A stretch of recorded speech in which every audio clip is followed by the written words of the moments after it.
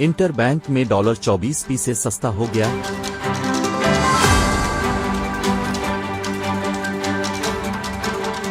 तीसरे कारोबारी रोज के इख्तिताम पर इंटर बैंक के बाद ओपन मार्केट में भी डॉलर सस्ता हो गया, जबकि दीगर करेंसियां बरतानवी पाउंड, यूरो, अमाराती दिरहम और सऊदी रियाल भी सस्ती हो गईं। स्टेट बैंक ऑफ पाकिस्तान की जानिब से जारी अदादोशुमार के मुताबिक कारोबार के इख्तिताम पर इंटर बैंक में डॉलर की कीमत में मजीद 24 पैसे की कमी रिकॉर्ड की गई, जिसके बाद अमरीकी करेंसी की कीमत 284 रुपए 38 पैसे से कम होकर 284 रुपए 14 पैसे की सतह पर बंद हुई है। इसके अलावा बरतानवी पाउंड 1 रुपए की कमी के बाद 359 रुपए का, जबकि यूरो 2 रुपए सस्ता होने के बाद 306 रुपए का हो गया। इसी तरह अमाराती दिरहम 20 पैसे की कमी के बाद 77 रुपए 80 पैसे का हो गया और सऊदी रियाल की कीमत 20 पैसे की कमी के बाद 75 रुपए 80 पैसे पर आ गई।